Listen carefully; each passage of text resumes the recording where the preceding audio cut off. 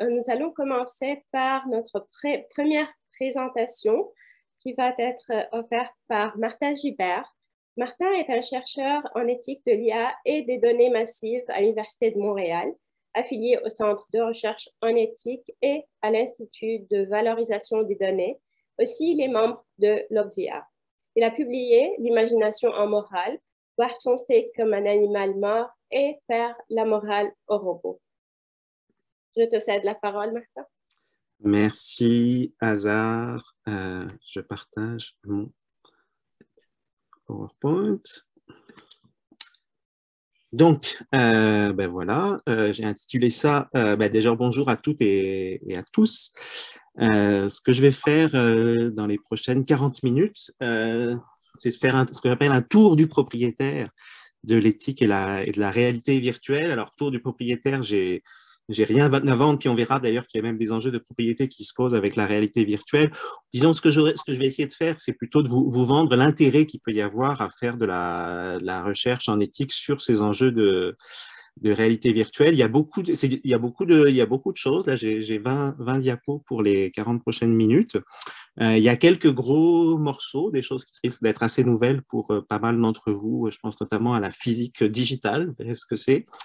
Donc voilà, il va y avoir beaucoup d'informations. Accrochez-vous. Moi aussi, je dois dire que c'est du matériel nouveau pour moi qui n'est pas forcément très bien digéré, mais il faut commencer à un moment ou à un autre. Et puis quand je parle de tour du propriétaire, ça peut aussi être le tour du propriétaire d'une exploitation agricole. Là, on voit des vaches qui ont un casque de VR. Ça se passe en Turquie, c'est tout récent. Ça a été fait en Russie, et donc les vaches voient une prairie verdoyante, et un effet direct que constate le fermier, c'est que ça augmente la production de 20% de lait. Alors, par où commencer? Je pense que je pourrais commencer par ma thèse, qui était donc à l'Université de Montréal, sur le rôle de l'imagination dans la perception morale, qui a donné le livre L'imagination en morale. Et en faisant cette thèse, en réfléchissant à ce livre, je me suis rendu compte qu'il y avait une fonction épistémique à la simulation. Parce que l'imagination, c'est simuler des choses. Et en fait, en simulant des choses, on apprend des choses. Par exemple, la prise de perspective, quand on se met à la place de quelqu'un, on apprend des choses, on apprend à voir le monde de son point de vue. La prévision qu'on peut faire avec l'imagination, ça nous apprend aussi des choses. On peut faire des contrefactuels sur le passé, se demander comment les choses auraient pu être différentes. Et Karl Popper résume assez bien l'idée de cette fonction épistémique de la simulation et de l'imagination quand il dit « La pensée a ceci de supérieur à la sélection naturelle qu'elle permet d'envoyer ses hypothèses mourir à sa place. » Voilà, quand on prévoit ce qui va se passer, on n'a peut-être pas besoin de sauter par la fenêtre ou de sauter dans le vide pour prévoir et simuler que c'est dangereux. Alors, le lien avec la réalité virtuelle, c'est que la réalité virtuelle, c'est aussi une forme de simulation. Là, les images que je vous ai mises de simulation, c'est comme un livre dont vous êtes le héros, La forêt de la malédiction, où il y a une forme de simulation. Peut-être dans toute littérature, il y a un peu de simulation, mais là, en plus, il y a de l'interactivité, ce qui, on va le voir, est très présent dans la réalité virtuelle. Là, on a des lunettes ViewMaster. Là, c'est plus l'aspect immersif de la simulation qui est en jeu, parce que c'est des lunettes qui permettent de voir des images en trois dimensions. Donc, comme je disais, c'est du matériel assez nouveau pour moi. Puis l'objectif, c'était pas de développer une thèse, mais plus de faire une présentation introductive. Mais quand même, si je devais faire une thèse de dernière minute, ça pourrait être que, puisque dans les deux cas, simulation, réalité virtuelle et on est dans la simulation, la thèse de dernière minute, ça pourrait être qu'on doit passer par l'éthique des jeux vidéo, qui est une discipline qui existe déjà, pour développer une éthique de la réalité virtuelle, parce que les jeux vidéo, là, on est aussi dans l'éthique de la simulation. Donc voilà, retenons que l'ensemble général, c'est l'éthique de la simulation.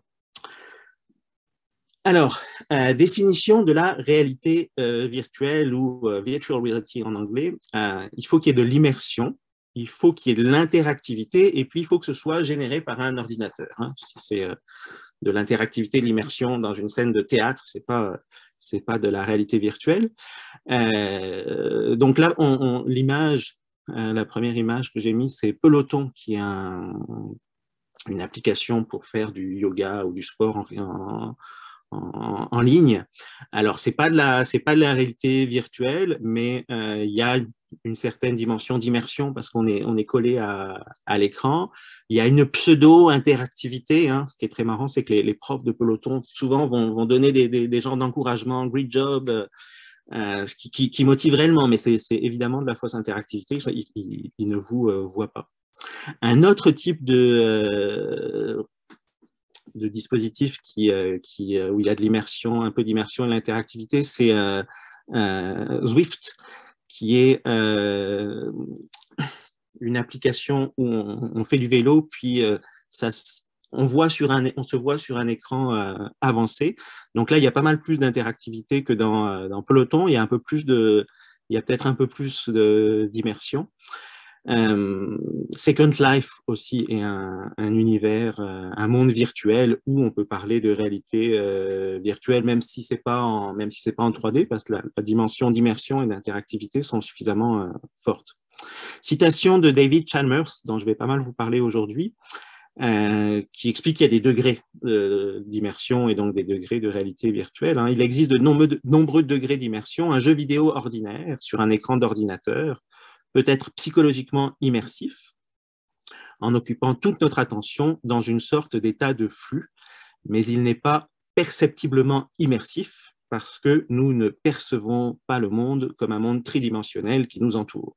On voit l'écran vidéo, puis on voit la pièce autour de l'écran vidéo, donc ce n'est pas perceptuellement immersif. En revanche, des lunettes de réalité virtuelle, elles sont perceptivement immersives. Puis là, je vais vous donner un exemple très précis. C'est Noël 2019, le dernier Noël avant la pandémie, où j'avais apporté mes lunettes Oculus fraîchement acquises à ma famille en France. Puis là, on voit, c'est mon neveu qui a les lunettes.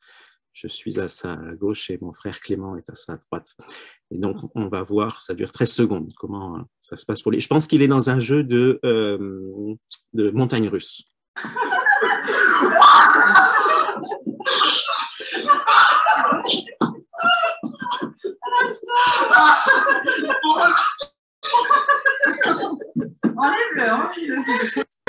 Voilà, donc vous voyez, on a eu beaucoup de plaisir grâce à Oculus. Et puis, l'aspect immersif est très fort, à tel point que ma belle-sœur disait à la fin, vous entendez peut-être, enlève-le si c'est trop violent pour toi. Oups. Donc, ce qu'on constate avec cette vidéo de mon neveu, c'est l'effet de présence lié à la réalité virtuelle. Ce qui est particulier à la réalité virtuelle, c'est que comme l'imagination, on peut dire qu'elle préserve les émotions. C'est-à-dire qu'on a des émotions, on peut avoir des émotions. Quelqu'un qui a très peur des araignées, il va imaginer une araignée, il va avoir une émotion de peur. Là, c'est même démultiplié avec la réalité virtuelle. Il y avait une expérience que je racontais dans mon livre L'imagination en morale, qui est lorsqu'on demande à des gens de fermer les yeux, ils vont être plus polarisants dans leur réponse à des questions morales. Et l'idée, ça serait que le fait de fermer les yeux augmente l'immersion dans l'histoire qu'on leur raconte. Oups, il y a mon chat qui marche sur les touches. Donc, l'immersion augmente des émotions morales. Et donc, c'est comme ça qu'on l'expliquerait. Ça renvoie ça aussi à ce qu'on appelle le paradoxe de la fiction due à Colin Radford et Michael Weston dans un article de 1975, où ils se posaient la question, comment peut-on ressentir des émotions devant une entité qu'on sait fictive? Donc là, mon neveu savait que c'est pas vrai qu'il est dans des montagnes russes, mais il avait les émotions de peur et de vertige pareilles.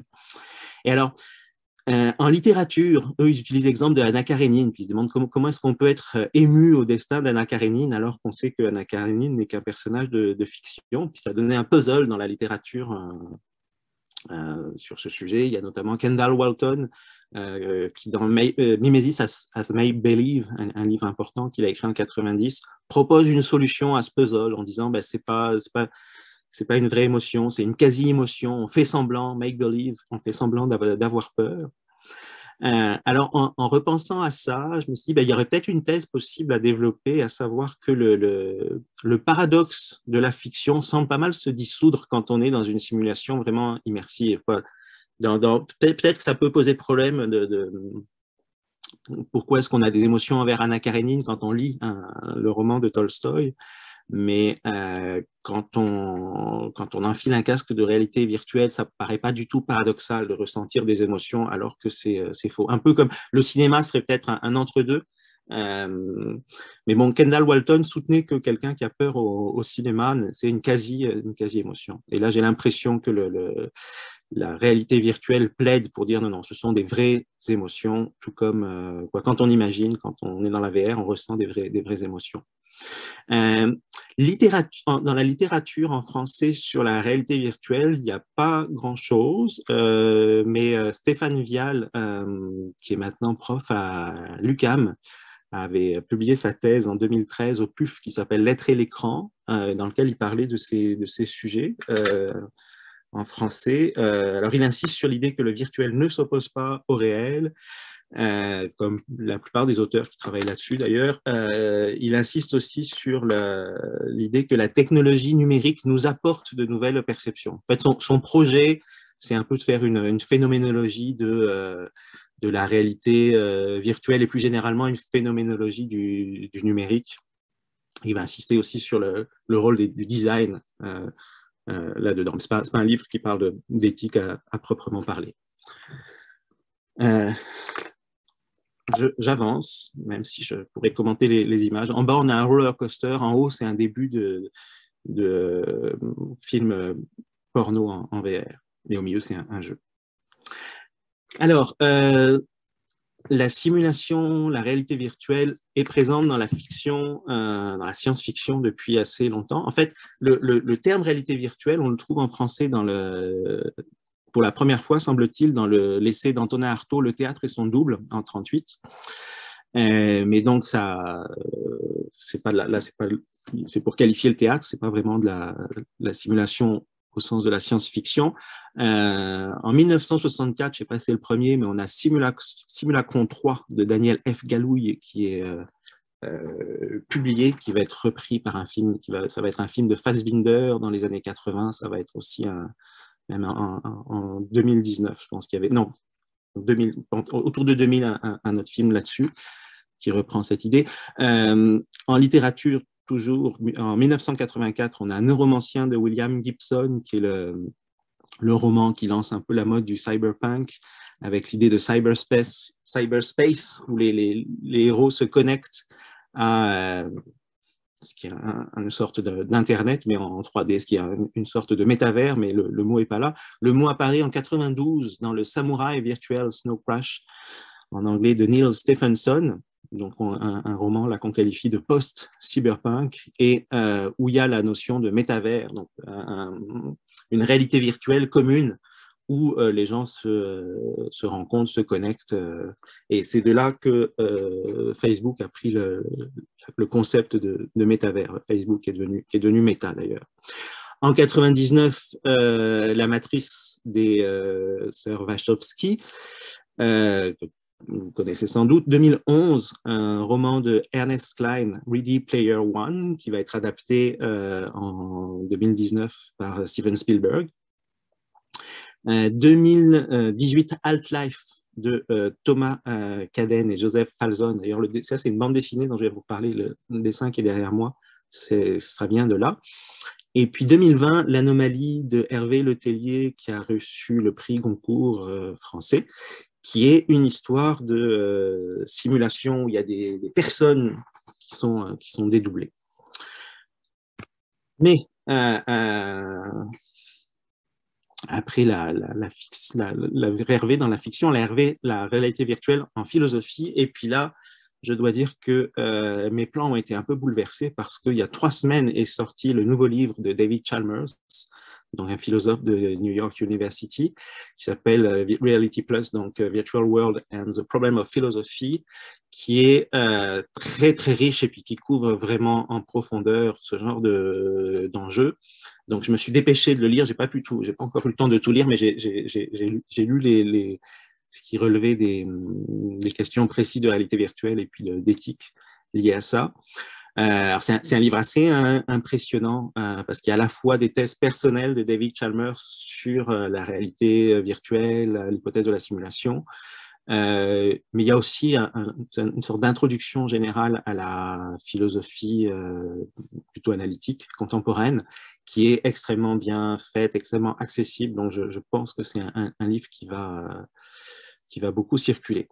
Dans son introduction, il présente 3 thèses que je vais vous lire. Hein. Les mondes virtuels ne sont pas des illusions ou des fictions, ou du moins, ils ne sont pas tenus de l'être.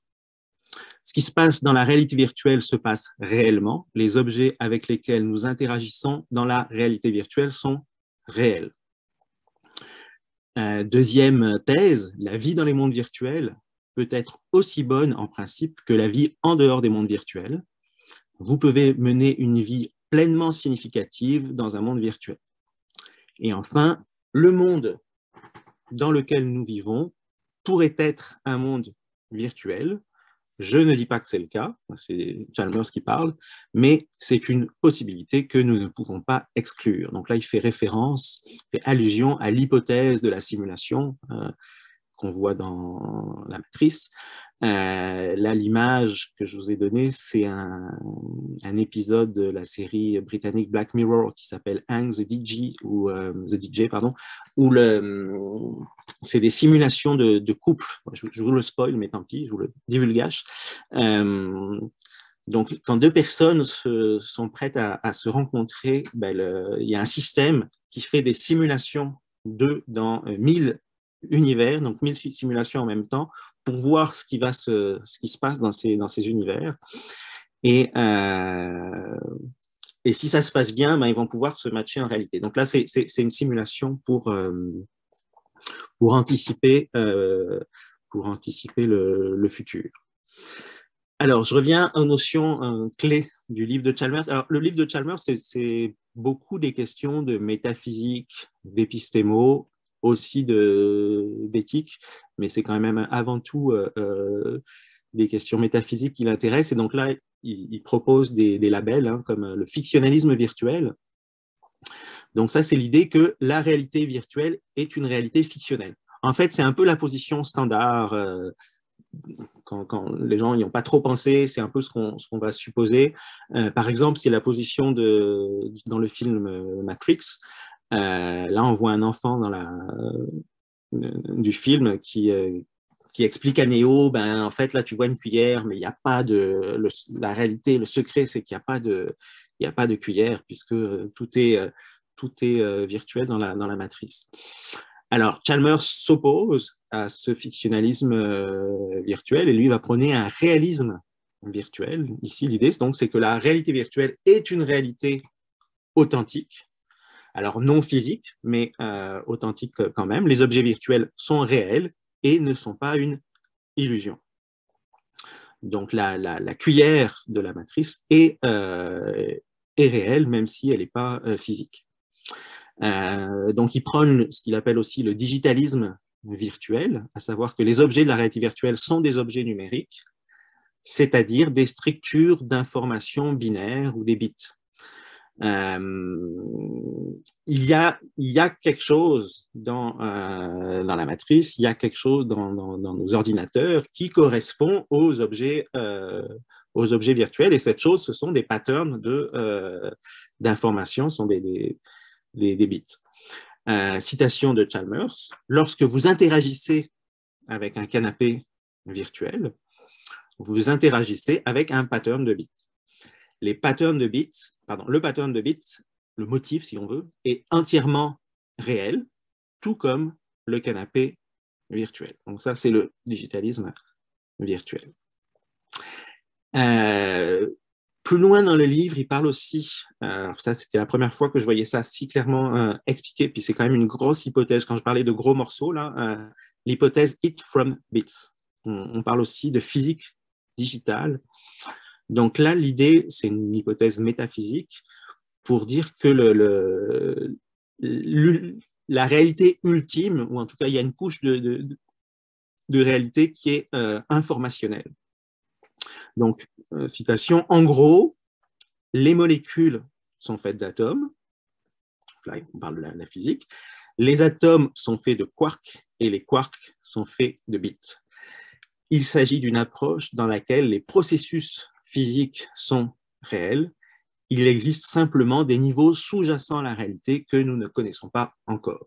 Bon, ça, ce n'est pas nécessaire pour sa thèse du réalisme virtuel, mais c'est quand même lié. Mais ça, selon cette thèse, voilà, toute le fond de la réalité qui nous entoure, le niveau le plus général, peut-être ce qui pourrait faire qu'on recolle toutes les différentes questions de physique fondamentale, c'est que la réalité est des bits, de l'information. Alors, hypothèse de la simulation. Donc là, on commence vraiment le tour du propriétaire avec les différents enjeux. L'hypothèse de la simulation, elle est proposée en particulier par Nick Bostrom, le philosophe suédois qui est maintenant à Oxford, en 2003, dans un article célèbre qui était « Est-ce que vous vivez dans une simulation ?» où il explique que une des trois propositions suivantes doit être vraie, à savoir, première proposition, la fraction des civilisations de niveau humain qui atteignent un stade post-humain, et ici, le stade post-humain, c'est-à-dire capable d'exécuter des simulations d'ancêtres de haute fidélité, donc des simulations d'ancêtres, je me demande je simule mes ancêtres parce que je suis intéressé à ma généalogie, mettons. Donc, première possibilité, cette fraction des civilisations niveau post-humain qui atteignent un stade, cette fraction des civilisations niveau humain qui atteignent un stade post-humain est proche de 0. Alors ça renvoie, donc finalement l'idée c'est que, première proposition, l'humanité ne va jamais se développer pour être capable de faire ce type de simulation. Ça peut faire penser à une solution au paradoxe de Fermi. Le paradoxe de Fermi, c'est pourquoi est-ce qu'on ne voit pas d'extraterrestres alors que l'univers est quasi infini. Il devrait y avoir d'autres civilisations qui ont apparu. Puis une réponse est de dire, mais il y a peut-être un genre de filtre qui fait que dès que les civilisations extraterrestres arrivent à un certain niveau de développement, elles explosent. Elles ne sont pas capables de survivre. Et donc, ça c'est un peu la même chose ici. En tout cas, première option, alors ça peut être, on peut penser que c'est assez improbable, donc ça pourrait être ça la proposition vraie. Autre option, autre proposition, la fraction des civilisations post-humaines qui sont intéressées par l'exécution de simulations de leur histoire évolutive ou de ses variations est très proche de 0. Donc peut-être qu'il pourrait y avoir des civilisations post-humaines, mais peut-être qu'elles ne sont absolument pas intéressées à faire des simulations. Ça aussi, ça peut paraître un peu étrange, parce que si on est capable de faire des simulations d'ancêtres, suggère Bostrom, on devrait vouloir les faire. Troisième option, donc si on pense que 1 et 2 ne sont pas vrais, on est obligé d'admettre, dit Bostrom, que la fraction de toutes les personnes ayant notre type d'expérience qui vivent dans une civilisation est très proche de 1. Autrement, c'est un genre d'argument statistique, si on veut, pour dire il y a de fortes chances que, en fait, on soit actuellement des simulations d'ancêtres de nos descendants. Parce que si, je ne rentre pas dans le détail, mais si nos descendants se mettent à faire des simulations d'ancêtres, ils vont en faire plein. Ils vont pas en faire. Et donc, la plupart des entités qui existent seraient des entités simulées. Alors, on reconnaît dans l'hypothèse de la simulation l'idée aussi qui est dans le film La Matrice. La matrice, ce qu'il faut dire, c'est que c'est ce que Chalmers appelle une simulation impure parce que tous les personnages de la matrice ne sont pas des purs sims. Les sims, c'est des personnages simulés. En fait, Neo est un biosim. En fait, les humains dans la matrice sont des biosims, c'est-à-dire que leur corps existe pour de vrai.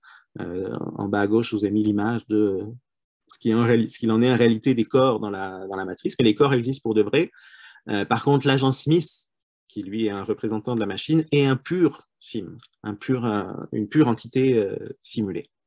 Donc, simulation impure, parce qu'il n'y a pas que des purs sims, il y a aussi des bio-sims, comme les humains qui sont dans les couvoirs, là. Et c'est aussi une simulation imparfaite parce qu'il arrive qu'il y ait des glitches dans la matrice. Notamment, il y a un chat qui passe à un moment donné 2 fois, puis ça, c'est une imperfection de la simulation. Le point que fait Chalmers sur l'hypothèse de la simulation, donc c'est plutôt en épistémologie, en disant qu'on ne peut pas prouver qu'on n'est pas dans une simulation. Donc, ce qui fait de l'hypothèse de la simulation une hypothèse métaphysique, en fait, et pas une hypothèse scientifique. Autre suite du tour du propriétaire avec les crimes computationnels, qui est ma traduction des mind crimes, que là aussi on trouve dans Bostrom, là cette fois-ci dans son livre de 2014, Super Intelligence. Alors là, avec les mind crimes, on peut dire dans l'éthique des concepteurs de réalité virtuelle. Je vous lis l'extrait de Bostrom. Normalement, nous ne considérons pas que ce qui se passe à l'intérieur d'un ordinateur comme ayant une quelconque signification morale, sauf dans la mesure où cela affecte les choses à l'extérieur. Mais une machine super intelligente pourrait créer des processus internes ayant un statut moral. Donc, autrement dit, elle pourrait créer des patients moraux. Par exemple, une simulation plus détaillée d'un esprit humain réel ou hypothétique pourrait être consciente et comparable à bien des égards à une émulation. Donc, dans Super Intelligence, il s'intéresse aux risques existentiels que peuvent faire poser des super intelligences. Et un des risques, c'est qu'une super intelligence crée des simulations d'entités conscientes et donc souffrantes, et donc des patients moraux. Et donc, c'est une simulation locale d'une entité sentiente. On a un exemple encore dans un épisode de Black Mirror qui s'appelle Black Museum, où le petit bijou qu'on voit, c'est une simulation d'une entité sentiente qui souffre en permanence. C'est une punition, c'est un épisode très, très, très, très sombre, c'est la torture, si on veut. Et ce que fait valoir Bostrom, qui n'a pas vu l'épisode de Black Mirror, c'est que avec ce type de simulation, on peut avoir un risque de catastrophe morale très importante. Pourquoi? Parce que si c'est juste du code, le code, ça se démultiplie très, très facilement. Et donc, on peut imaginer qu'on réplique l'entité algorithmique souffrante et qu'on crée beaucoup, beaucoup de souffrance dans l'univers. Chalmers, là-dessus, qu'est-ce qu'il va dire? Il considère que, on se souvient qu'il est réaliste virtuel, là, donc il va avoir tendance à traiter ce qui se passe dans la réalité virtuelle comme ce qui se passe dans la réalité non virtuelle. Les sims, donc lui, il va dire que des sims, des personnes simulées conscients mais non sentients, devraient aussi avoir un statut moral. Donc, il élargit, on pourrait dire, le cercle des patients moraux en disant, attention, ce n'est pas juste la sentience qui compte. Alors, il est évidemment d'accord avec l'idée que la sentience compte du point de vue moral, mais il dit peut-être que la simple conscience, donc percevoir des choses, mais sans qu'il y ait nécessairement un état affectif associé à ça, un état de plaisir ou de peine. Donc là, il imagine des vulcains, des personnages donc qui seraient capables qui seraient conscients mais sans avoir de valence positive ou négative, et donc conscients, non sentients. Mais dit, eux, si des vulcains existaient, leur statut moral. Il faudrait tenir compte ils auraient un statut moral quand même, ils sont non sentients. Et donc voilà, dire finalement, j'ai tendance à penser que nous avons à peu près les mêmes obligations morales envers les Sims qu'envers les non-Sims. Les non-Sims, c'est nous. Si on n'est pas dans une... Peut-être qu'on est des Sims. Son argument de l'hypothèse de la simulation, il dit en gros, il y a peut-être 25... Il n'hésite pas à donner une stat, on dit peut-être, il estime à 25% les chances qu'on soit des Sims. Alors, passons à l'éthique des jeux vidéo. Comme je disais, c'est pour faire de l'éthique de la réalité virtuelle, on a besoin de faire de l'éthique des jeux vidéo. Là, je me rends compte qu'il faut que j'accélère un petit peu. Donc là, des jeux vidéo moralement problématiques, un jeu vidéo de nettoyage ethnique qui est apparu autour de 2000, un jeu vidéo de viol, un jeu vidéo japonais, la Rape Play, en 2006. Et puis l'image en bas à gauche, c'est ce qu'on appelle du teabagging. Consiste à se mettre dans cette position, là c'est dans le jeu GTA, pour un peu comme humilier on met son sexe sur le visage, le sexe de son avatar sur le visage d'un personnage non-joueur, par exemple, ou d'un personnage joueur, pour l'humilier. Donc, il y a des enjeux de liberté ou éventuellement de liberté d'expression, et puis généralement d'éthique des jeux vidéo, est-ce que c'est acceptable ou pas. Quelque chose qui a fait couler pas mal d'encre dans l'éthique des jeux vidéo, c'est ce qu'on appelle le dilemme du joueur. Donc là, on est dans l'éthique des utilisateurs et on se pose la question, est-ce que c'est possible de faire des crimes envers des personnages non joueurs? Et donc Morgan Luck, dans un article de 2009, se pose la question, parce qu'il constate que les gens sont à l'aise à faire des meurtres dans des jeux vidéo, mais ne sont pas à l'aise à faire de la pédophilie virtuelle. Et on va assister à la pédophilie virtuelle, et puis il se dit, il y a quand même quelque chose de bizarre, parce que dans les deux cas, on respecte le principe de non-nuisance, hein. C'est des personnages non-joueurs, il n'y a personne qui est tué quand on tue dans un jeu vidéo, il n'y a personne qui est agressé quand on fait de la pédophilie virtuelle. Mais pourquoi est-ce qu'on a ce deux poids, deux mesures? Et donc le dilemme, c'est de savoir, est-ce qu'il faut en fait condamner les meurtres comme on condamne la pédophilie virtuelle, ou est-ce qu'il faut accepter la pédophilie virtuelle comme on accepte les meurtres? Et la plupart des gens veulent maintenir une distinction. Alors, il réfléchit à des explications, qu'est-ce qui pourrait être une différence moralement significative entre les meurtres virtuels et la pédophilie virtuelle. Est-ce que c'est l'acceptabilité sociale n'est pas la même? Est-ce qu'il y a un statut spécial pour les crimes envers les enfants? Est-ce qu'il ne faut pas regarder du côté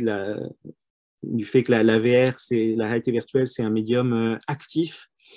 Je m'étais un peu posé ce genre de questions dans le premier article que j'avais publié en 2008, qui était une pensée peut-elle être mauvaise? Parce qu'on se retrouve, en fait, c'est ça, on se pose la question, est-ce qu'il peut y avoir, est-ce qu'on peut qualifier de bien ou mal quelque chose qui n'a pas de conséquences? Donc, il n'y a pas de prise pour le conséquentialisme, il n'y a pas non plus de prisme, vraiment, pas de prisme pour le déontologisme, parce que les personnages non virtuels ne sont pas des personnes, donc ils n'ont pas de droits fondamentaux.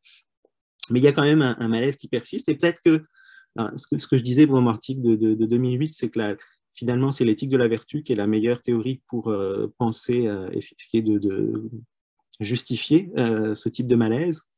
Et dans son livre Automation and Utopia, John Danaher a le même genre de réflexion en disant « Les vertus morales que nous cultivons par nos actions dans les mondes virtuels seront tout aussi réelles que celles que nous cultivons dans le monde physique. Cela signifie que les gens peuvent être critiqués et réprimandés à juste titre s'ils ne respectent pas ces normes dans la réalité virtuelle. » Et un philosophe nicaraguayen qui s'appelle Eric José Ramirez, dans un article de 2020, lui tranche le dilemme du joueur en disant non, en fait, bien comprises, les simulations virtuellement réelles de meurtre et de pédophilie sont toutes deux susceptibles d'être considérées par les joueurs comme moralement condamnables. Donc, il va plutôt choisir l'option on devrait aussi condamner les meurtres virtuels. Alors, il fait ça parce qu'il s'appuie sur un principe d'équivalence, donc dans un autre article qu'il a coécrit avec Scott Labarge, où il insiste sur le réalisme du contexte et la fidélité de la perspective dans la réalité virtuelle. Il prend des exemples où prenons une scène dégoûtante, ben, si vous lisez une description de vomi, vous allez peut-être être un petit peu dégoûté. Si vous voyez un film avec du vomi, ça va augmenter. Un jeu vidéo où vous interagissez avec le vomi encore plus. Et dans la réalité virtuelle, c'est encore plus fort parce qu'on a ce réalisme du contexte et puis la fidélité de la perspective. Donc, on tourne la tête et puis on voit le vomi partout sur les murs, on ne peut pas y échapper. Il prend l'exemple de l'expérience de Milgram, donc vous avez sans doute entendu parler en psychologie morale, peu importe le contenu, mais cette expérience, on ne peut plus la faire aujourd'hui parce qu'elle est considérée comme traumatisante pour les participants et participantes qui doivent envoyer des décharges électriques à une personne qui leur a rien fait, qui est en fait un acteur, mais ils ne le savent pas. Mais donc, en tout cas, on ne le fait plus aujourd'hui. Puis là, il y a des gens qui ont dit, bon, on va le faire en réalité virtuelle. Et là, le principe d'équivalence de Ramirez et Labarge dit que non, si on devrait, je le lis, hein, s'il est mal de permettre à des personnes d'avoir une certaine expérience dans la réalité, donc de prendre des participants puis leur demander de faire l'expérience de Milgram dans la réalité, alors il est mal de permettre à des personnes d'avoir cette expérience dans une réalité virtuelle réaliste. Donc, là, ce qu'on voit en bas à droite, voilà, c'est l'expérience de Milgram avec la personne à qui on envoie des décharges électriques qui est un Sims, qui est un avatar, pas un avatar, un personnage virtuel. Ben, Ramirez et Labarge vont dire, ben, non, si c'est traumatisant en réalité, ça risque d'être aussi traumatisant en réalité virtuelle. Souvenons-nous de mon neveu avec son casque. Ça, finalement, ça renvoie à l'idée d'Aristote, ce qu'on appelle le principe d'égalité, à savoir que les cas similaires doivent être traités de façon similaire. Notion de crime virtuel, donc plus largement. Une position qui existe dans le débat, notamment dans l'éthique des jeux vidéo, c'est l'amoralisme, qui consiste à dire, ben non, il n'y a pas de crime virtuel. Pourquoi? Parce que ce ne sont que des jeux. Les dégâts sont faciles à réparer dans la réalité virtuelle. Là, si vous cassez une voiture, ben, il suffit de faire un copier-coller pour avoir une nouvelle voiture. Donc, l'idée de l'amoralisme, c'est qu'il n'y a rien de mal en soi dans la réalité virtuelle. Alors, évidemment, l'amoralisme et puis le principe d'équivalence de Ramirez et Labarge sont très opposés.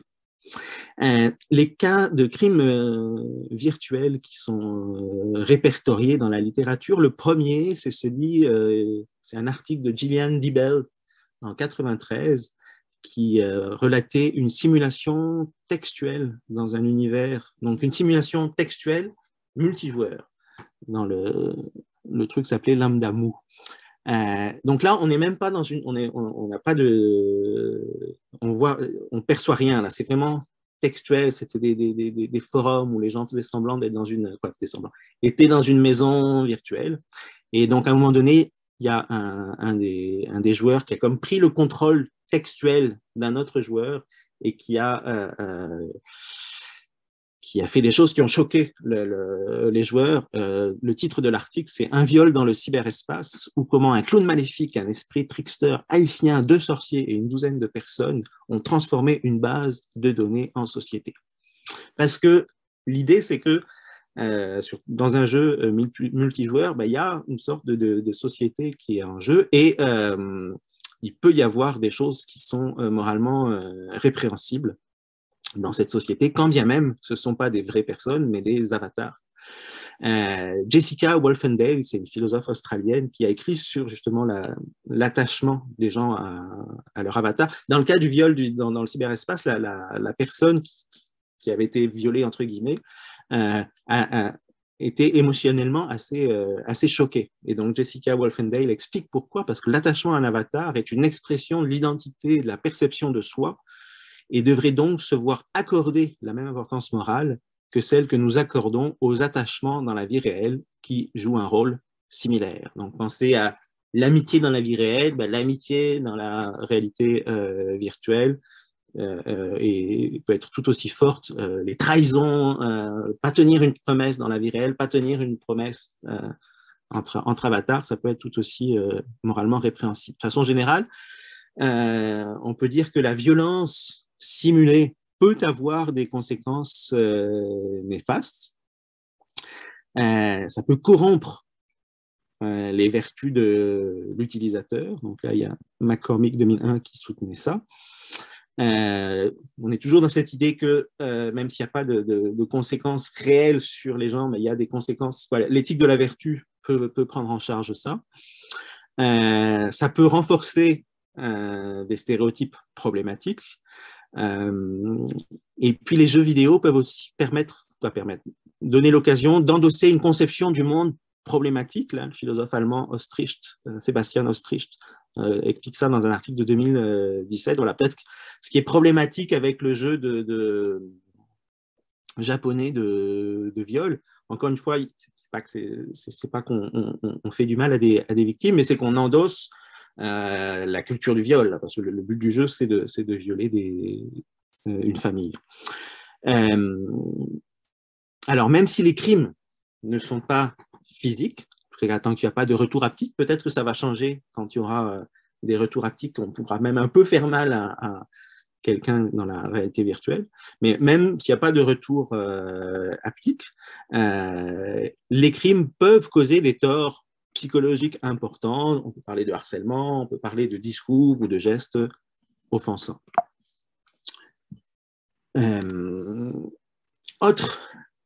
Autre type de crime virtuel qui peut être intéressant.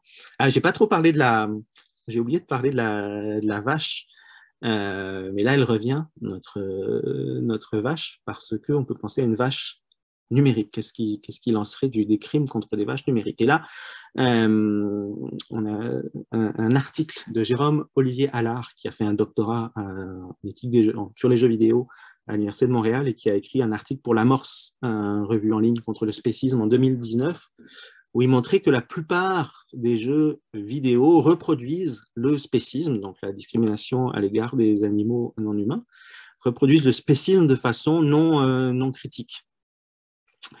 Il évoquait la notion de vegan run, un peu comme les speedruns, il faut aller le plus vite possible. Les vegan runs, c'est faire un jeu, faire une mission en tuant le moins possible d'animaux. Et donc là, avec ce genre de questions, on a des enjeux éthiques pour les joueurs, mais aussi pour les créateurs. Est-ce que c'est moralement acceptable finalement de laisser les joueurs tuer, mettons, gratuitement des animaux? Et je suis tombé sur un article récent de Simon Coglan et Lucy Sparrow, donc je pense que c'est deux philosophes australiens, qui donc ont constaté une asymétrie morale, à savoir que la violence gratuite contre les animaux virtuels serait plus problématique, moralement problématique, que celle contre les humains adultes virtuels. Alors, il ne s'agit pas de dire que c'est aussi grave de tuer un animal virtuel que de tuer un animal physique, mais par contre que c'est plus grave de tuer gratuitement un animal virtuel que de tuer gratuitement un humain adulte virtuel. Pourquoi? Parce que les animaux non virtuels sont plus vulnérables que les humains.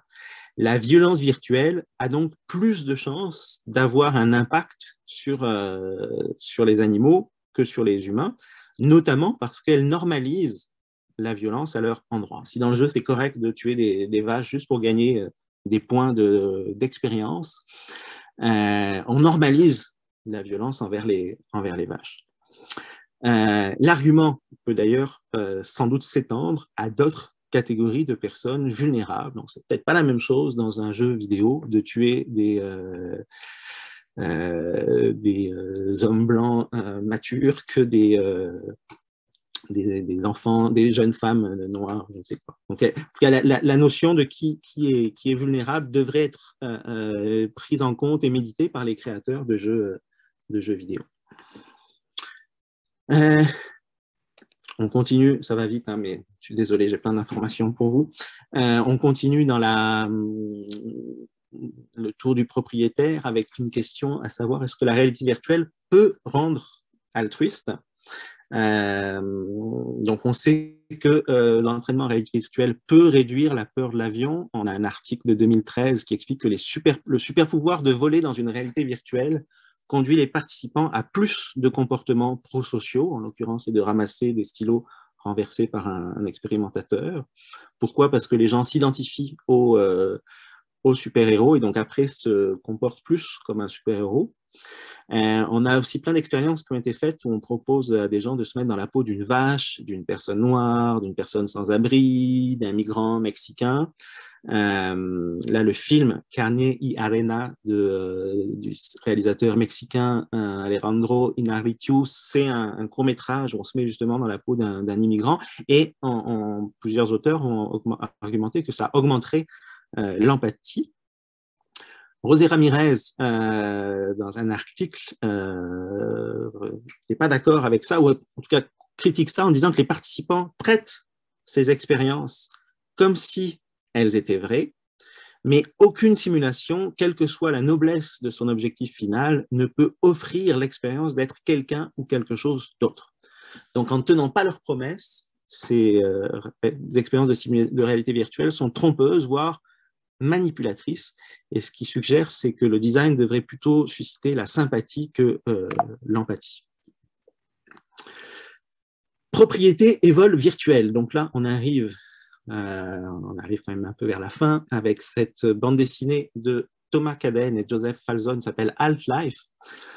Pour résumer rapidement, donc René et Josiane, les héros, sont les pionniers d'une réalité virtuelle non dystopique, hein, c'est plutôt fun comme réalité virtuelle, où presque tous leurs désirs peuvent se réaliser. Et donc là, on voit Josiane quand elle arrive, et puis elle demande, elle arrive dans la réalité virtuelle, hein, son corps est dans un œuf, peu importe, mais là, c'est son personnage, son avatar. Et donc, je demande, c'est ça, oui, enfin, on vous a aiguillé un peu, il faut que ce soit dans le programme pour commencer, on part d'une base connue. Je peux avoir des fringues, bien sûr, quel style, je ne sais pas, je peux dire ce que je veux, si on a, oui, c'est jouable. Ok, je vais prendre Wonder Woman. Ah non, on n'a pas pris les droits pour ce genre de truc. Il faut des choses génériques, par exemple, vous faites choisir pirate ou paysanne allemande du début du 21e siècle ou femme active 1990 Londres, ce style quoi. Alors un truc genre peau de bête. Donc là, ce qui m'intéresse, c'est qu'elle ne peut pas prendre Wonder Woman parce qu'elle n'a pas les droits. Donc, il y a des enjeux de propriété dans la réalité virtuelle. Il y a des enjeux de fraude. En 2007, dans Second Life, des fraudeurs ont recruté des policiers virtuels au nom de la Gendarmerie royale du Canada. En 2012, la Cour suprême néerlandaise a condamné 2 adolescents pour le vol d'une amulette dans le jeu en ligne RunEscape. Ils ont fait pression sur un 3e adolescent pour qu'il leur donne l'amulette, mais la Cour a estimé que c'était un vrai vol en argumentant que la valeur de l'amulette virtuelle vient du temps et du travail investi pour l'acquérir. Je n'ai pas le temps de parler des NFT, mais c'est une façon de faire qu'il y ait encore plus de propriété de non-fungible token, qu'il y ait plus de propriété dans la réalité virtuelle. Alors ça pose un problème pour les fictionnalistes virtuels parce qu'on peut se demander comment voler quelque chose qui n'existe pas. Donc ça pose au moins un problème philosophique. En revanche, pour les réalistes virtuels comme Chalmers, il n'y a pas de problème.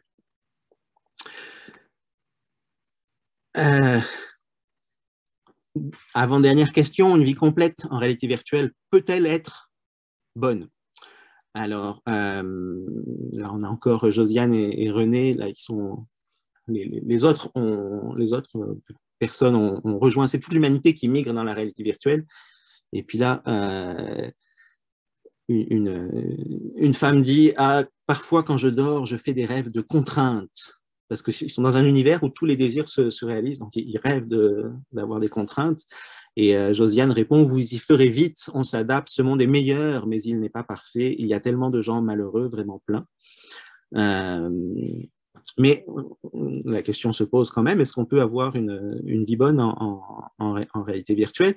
On peut ne pas citer Robert Nozick avec sa fameuse expérience dans son livre de 1974 de la machine à expérience qui est préprogrammée pour rendre heureux. Et puis, l'argument de Nozick, c'est Nozick demande est-ce que vous rentreriez dans la machine, puis en général les gens disent ah non, on ne veut pas rentrer. Et ce que veut en tirer Nozick, c'est de dire qu'il n'y a pas que l'expérience qui compte moralement. Il dit ceci notamment, nous voulons que nos croyances ou certaines d'entre elles soient vraies et précises. Nous voulons que nos émotions, ou du moins celles qui comptent, soient fondées sur des faits qui se tiennent et sont avérés. Nous voulons être reliés de façon importante à la réalité et non vivre dans une illusion. Alors là encore, pour le réalisme virtuel, on ne vit pas dans une illusion quand on est dans une réalité virtuelle, si bien qu'on peut trouver en réalité virtuelle ce qui compte moralement. On peut avoir des relations, on peut être libre, on peut s'épanouir moralement. Danaher, dans Automation and Utopia, insiste là-dessus. Ce qui va manquer, c'est la physicalité et c'est l'histoire qui n'existe pas en VR. Et donc là, pour les héros de Half-Life, il y a la contrainte qui semble un peu... mais ils sont dans une réalité virtuelle particulière où ils peuvent vraiment faire tout ce qu'ils veulent. Pour Chalmers, il pourrait être rationnel d'entrer dans une réalité virtuelle à long terme. Pourquoi? Parce qu'une vie dans une réalité virtuelle riche est aussi valable qu'une vie ordinaire non virtuelle. Donc, un mot sur la vache. Je pense que pour la vache, il serait rationnel de rentrer dans la réalité virtuelle. Et je pense même que d'un point de vue hédoniste, on devrait militer pour qu'on donne des casques de réalité virtuelle aux vaches, parce que ça va clairement améliorer leur bonheur, parce qu'il y a des vaches qui sont exploitées, enfermées. Bon, ça sera encore mieux qu'on ne les exploite pas, mais peut-être que c'est moins pire. Avec question quand même, est-ce que si on fait ça, on ne normalise pas l'exploitation des vaches? Mais en tout cas, il y a clairement un argument à faire pour dire qu'il serait rationnel pour une vache de vouloir être dans une prairie virtuelle plutôt qu'enfermée dans une exploitation. Oui, j'ai presque fini. Dernière diapo, la justice virtuelle. Donc là, Josiane et René, Josiane doit demander leur consentement aux personnages non joueurs. Puis dans Half-Life, il y a des espaces public-privé. Ça pose des questions de philosophie politique, notamment quel système de gouvernement pour un monde virtuel. Chalmers explique que la plupart des mondes virtuels actuellement sont des corporatocracies, donc possédés et dirigés par des entreprises, des corporates, à l'exception de Eve Online. Et dernière idée intéressante, le problème de la justice distributive dans les mondes virtuels, parce que les mondes virtuels sont des cornes d'abondance. Hein. Les objets numériques, que ce soit les vêtements, les maisons, les univers, les personnages non joueurs, ne coûtent rien à répliquer.